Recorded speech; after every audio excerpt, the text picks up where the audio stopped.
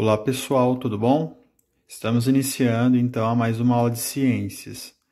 Eu tenho procurado fazer aí, como vocês já viram das outras aulas, um resumo, uma síntese para que vocês copiem o conteúdo no caderno, né? E que a gente acompanhe aí os nossos conteúdos, nossos estudos dessa forma. Eu acho que fica melhor o aprendizado, porque ciência tem bastante nome diferente, ainda mais agora neste conteúdo de citologia, que apareceram bastante palavras aí bem diferentes, algumas palavras até difíceis. Se a gente vai fazendo por textão e por apostila, além de ficar cansativo e chato, fica difícil também assimilar o conteúdo, tá certo? Acredito que fazendo dessa forma, resumindo os tópicos, mas não deixando de perder a qualidade das aulas, a gente consegue também chegar no mesmo objetivo, tá certo? Então vamos trabalhar hoje aí alguns outros aspectos, algumas outras características que estão relacionadas às células, tá certo? Então vamos lá. Bom, só para a gente se situar, vamos relembrar aí o que nós falamos nas aulas passadas. Então, nós estamos trabalhando aí com o conteúdo de células, né? A célula é considerada a menor unidade formadora de um organismo, certo? Então, ainda inclusive na aula anterior, falei para vocês imaginarem uma casa. Uma casa, para ela ser construída, ela precisa de tijolos. Então, o tijolo acaba sendo a menor unidade da construção, certo? O nosso corpo é a mesma coisa. Para formar os tecidos, os órgãos e o que nós somos, nós precisamos das células, tá certo? Comentei com vocês na aula passada com relação ao número de células, como os seres vivos podem ser classificados, né? Que é unicelular, quando tem uma célula, pluricelular, quando tem várias, e no caso dos vírus, que é acelular, porque não tem célula. Comentei também a respeito quando as células são classificadas em procariontes e eucariontes, não pode esquecer disso, porque é importantíssimo, né? Procariontes vêm de primitivos, são as células bacterianas. E elas recebem esse nome porque o núcleo dela é desorganizado, não tem uma membrana que fica em volta, que é a carioteca. Já as outras células são as eucariontes, porque já possui a carioteca, que é essa membrana que reveste o núcleo, protege o núcleo. Comentei com vocês das três partes principais de uma célula, né? Que no caso é a membrana plasmática, o citoplasma e o núcleo. Hoje, nós então falaremos aí, daremos continuidade ao nosso conteúdo. Então vamos lá. Bom, pessoal, as células elas também podem ser classificadas de outras duas formas. Elas podem ser chamadas de microscópicas ou de macroscópicas. Quase um trava-língua. Quando que ela vai ser chamada? Então, quando que elas vão ser chamadas de microscópicas? Quando elas não conseguirem ser vistas a olho nu, ou seja, elas forem tão pequenas que o nosso campo de visão não será suficiente para visualizá-las. É o que acontece, por exemplo, olha lá no exemplo que eu deixei, nas células sanguíneas. A gente sabe que o nosso sangue ele é formado por vários tipos de células. Tanto que quando o médico pede para que vocês façam um exame de sangue, o que ele vai analisar no seu sangue? As células sanguíneas. Mas isso não consegue ser visto a olho nu. Se a gente pega lá o tubinho de ensaio que tem o sangue, né, que foi coletado o sangue, olhando para ele a gente só vai ver uma coloração avermelhada, né, vermelho escuro. Mas não vai conseguir visualizar célula alguma. Vai precisar de um equipamento para poder aumentar o campo de visão e visualizar essas células. Já as células macroscópicas, essas sim podem ser vistas a olho nu. A gente consegue visualizar essas células sem precisar de equipamento que aumente o campo de visão. Qual que é o exemplo? O exemplo clássico é a gema do ovo, que inclusive eu trouxe aqui para a nossa aula. Então, olha lá. Olha que interessante. Muitos confundem e acham que o ovo é considerado... Opa, está desfocando. Aí, focou de novo. Muitos acreditam, pessoal, que o ovo inteiro é considerado uma célula, né?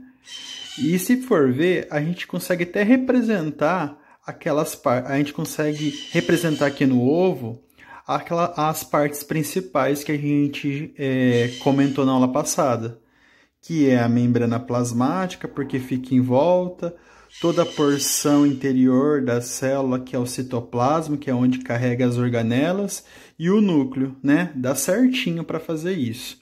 Mas, na verdade, pessoal, o ovo de cozinha, o ovo de galinha, né? Ovo de cozinha. O ovo de galinha, ele nada mais é do que um óvulo fecundado, né? Então, que a gente vai falar aí mais adiante. Ele precisou de uma célula reprodutora masculina e de uma célula reprodutora feminina para dar origem ao que ele é. Mas a gema do ovo, a parte aqui amarela, alaranjada, esta sim pode ser considerada uma célula, certo? Então, olha só, a gente consegue visualizar muito bem, não precisa de equipamento algum, certo? Então, quando a gente consegue visualizar esta célula, a gente classifica ela como macroscópicas, beleza? E quando a gente não consegue visualizar, de microscópica. Bom, quando a gente não consegue visualizar, a gente precisa de um equipamento para poder aumentar o campo de visão, ou de visualização, melhor dizendo, para que a gente consiga enxergar aí as partes dessa célula ou identificar qual é esta célula. E aí o aparelho utilizado, pessoal, ele é chamado de microscópio. Vocês não precisam saber disso agora, eu vou falar só por curiosidade, mas existem aí dois tipos de microscópio. O mais utilizado é o óptico, que é esse para aumentar o campo de visão, da visualização aí. Mas existem os microscópios eletrônicos. Esses têm um campo de visão muito superior. E eles que conseguem visualizar lá as organelas, que são aquelas estruturas que se encontram no interior da célula, certo? Bom, voltando para a estrutura da célula, uma coisa muito interessante que a gente não pode esquecer também é do que ela é formada, né? O componente que a gente mais encontra na célula está lá localizado no citoplasma, que é a região do interior da célula, dentro da célula. E esse componente que a gente encontra em grande quantidade é a água. Uma vez que o citoplasma ele apresenta um material meio gelatinoso, parece um gel transparente. Então, a composição desse gel transparente que fica no interior dessa célula, que a gente já viu, inclusive, tem a videoaula anterior em que eu mostro para vocês a imagem de tipos de células, a gente pode ver que ela é meio transparente, né? Como se fosse um gelzinho no interior. Essa composição é de água, certo? Então, o componente mais abundante que a gente encontra no citoplasma é a água.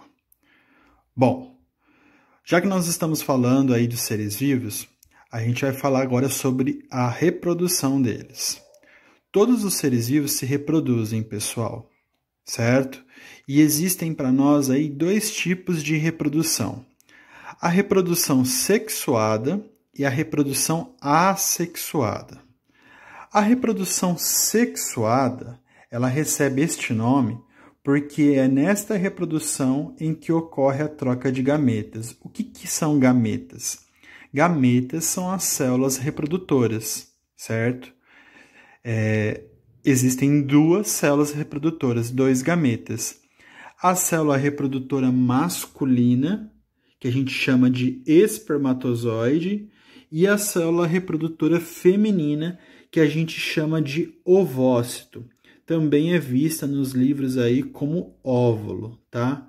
Mas geralmente as pessoas acabam confundindo o termo óvulo da célula reprodutora feminina com o zigoto, tá certo? Então por isso que eu deixei ovócito, fui seguindo o modelo da apostila aí. Mas é possível também a gente ver a palavra óvulo, tá bom? Quando a gente for classificar, ou não querer escrever ovócito, querer escrever óvulo, procurem colocar entre aspas essa palavra, tá bom? Para identificar que é da célula reprodutora feminina. Então, esses são os dois gametas, espermatozoide e ovócito. Os dois são células reprodutoras microscópicas. A gente não consegue ver a olho nu, tá bom? Precisa de um microscópio para a gente poder visualizar. Bom, quando acontece o encontro dessas duas células, o processo chamado entre o encontro dessas células, espermatozoide e ovócito, é chamado de fecundação. E esse processo de fecundação vai fazer o quê? Vai fazer com que essas duas células se tornem uma célula só. E essa célula é chamada de zigoto ou célula-ovo. Essa célula, por sua vez, vai se desenvolver, vai se transformar num embrião, que conforme passadas as semanas vai se transformar no feto até dar origem aí a um novo ser vivo. Super interessante, né? Muito bem, então. Então, reprodução sexuada é aquela reprodução que ocorre a troca de gametas, certo? E o processo dessa troca de gametas é chamado de fecundação, tá bom? Quem são os gametas? Espermatozoide, gameta masculino ou célula reprodutora masculina, e gameta feminino ou célula reprodutora feminina, ovócito, tá certo? Vão dar origem ao zigoto ou célula-ovo. Mas, pessoal, nem todos os seres vivos fazem a reprodução sexuada, né? Nem todos os seres vivos vão precisar que ocorra a troca de gametas. Neste caso, então, nós falamos que esses seres vivos eles passam por uma reprodução chamada de reprodução assexuada. Lembra que eu comentei com vocês já na aula de ciências do acelular? Quando tem a palavrinha, a letra A na frente da palavra, significa que não tem. Então, por exemplo, acelular, no caso dos vírus, quer dizer que não tem célula. No assexuada, se no sexuada tem troca de gametas, o que acontece com a palavra assexuada? Significa que não tem troca de gametas. Neste caso, os seres vivos eles não vão precisar de troca de gametas para poder se reproduzir. Eles vão conseguir fazer isso sozinhos. Existem 3 tipos de reprodução assexuada, certo? Vamos falar sobre elas. A primeira pessoal, é a divisão binária. O que significa isso? A divisão binária é um tipo de reprodução que não precisa de troca de gametas, não vai precisar de encontro de espermatozoide nem de ovócito, e que essa célula consegue se dividir sozinha, né? Então, ela parte do seguinte princípio: uma célula mãe, certo? Que é essa célula principal que eu desenhei aqui, sempre vai dar origem a 2 células filhas. E essas células filhas vão se transformar em células mães, que vão dar origem às novas células filhas. Então, olha que interessante, se a gente parar para pensar, inclusive aqui, ó, matemática, né? Ó, uma célula vai se transformar, vai se dividir em 2. Essas 2 depois vão dar origem a mais 2. Depois as outras 2 em mais 2. E assim por diante. Como que elas conseguem fazer isso, pessoal? Tá vendo aqui no núcleo? Este núcleo é um material genético. Na divisão binária, os seres vivos que conseguem fazer isso, eles conseguem duplicar o material genético deles. Então, eles conseguem fazer aí 2 DNAs, 2 materiais genéticos. E esses materiais genéticos acabam se separando e se transformando em novas células filhas, tá certo? Um exemplo de ser vivo que faz a divisão binária são as bactérias. Então, um exemplo clássico que eu gosto de falar todos os anos quando trabalho isso é a dor de garganta. Já repararam para pensar como acontece a dor de garganta? Às vezes você está lá numa noite assistindo televisão, na sala com seus pais, você sente a garganta coçar. Se o seu sistema imunológico não está muito legal, está fraco, o que vai acontecer? Você vai dormir, vai sentir aquela garganta coçando e quando é no dia seguinte ela está pegando fogo, né? Tá doendo pra caramba, né? O que aconteceu? Aconteceu a divisão binária na sua garganta. Uma bactéria estava lá e ela começou a se dividir de duas em duas, e aí, quando foi no outro dia, ela estava com uma grande quantidade já de bactérias ali na sua garganta, por isso que estava causando dor, tá certo? Então, a divisão binária é um tipo de reprodução assexuada. O segundo tipo de reprodução assexuada é o brotamento, né? Acontece com alguns seres vivos aí, como no caso a hidra. A hidra é um tipo de animal bem pequenininho também, que é um animal aquático, né? Super primitivo, né? E ele passa por essa reprodução assexuada chamada brotamento. O que acontece? Como se fosse uma planta mesmo. Ele acaba perdendo, às vezes, alguma parte aí da sua estrutura corporal. Então, por exemplo, aqui eu fiz um desenho simbolizando que ele está perdendo esse bracinho. E esse bracinho vai dar origem a um novo indivíduo, certo? E nós temos aqui o terceiro tipo de reprodução assexuada, que é a partenogênese, certo?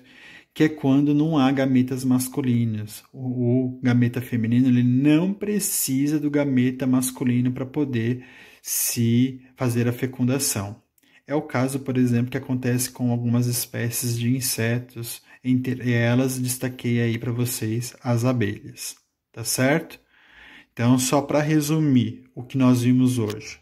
Hoje nós estudamos o seguinte, então, que as células podem ser classificadas em microscópicas, que é quando elas não podem ser vistas a olho nu, macroscópicas, que é quando elas podem ser vistas a olho nu. O aparelho utilizado para poder visualizar as células é chamado de microscópio. O material que a gente encontra mais abundante no citoplasma das células é a água, certo? E com relação às reproduções, nós temos dois tipos: reprodução sexuada e reprodução assexuada. Reprodução sexuada vai acontecer troca de gametas. Quem são os gametas? Espermatozoide e ovócito, que vai dar origem ao zigoto, ou célula-ovo.